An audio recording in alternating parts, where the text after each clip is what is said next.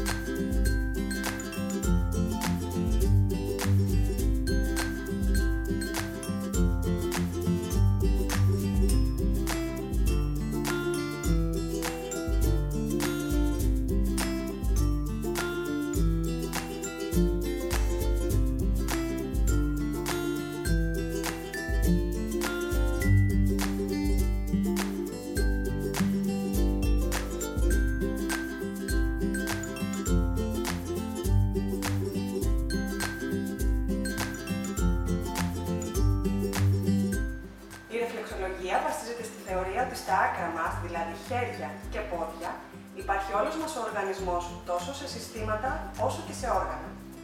Εκεί που θα επικεντρωθούμε περισσότερο όταν δουλεύουμε τον οργανισμό με βάση τη σύλληψη είναι το νευρικό σύστημα λόγω του στρες που μπορεί να παράγει μια τέτοια κατάσταση, του ενδοκρινικού συστήματος και του γεννητικού συστήματος. Υπάρχουν πολλές τεχνικές που μπορούμε να δουλέψουμε σε αυτά τα συστήματα. Ελάτε να δούμε μαζί το πιο φυσικό τρόπο προσέγγισης της σύλληψης.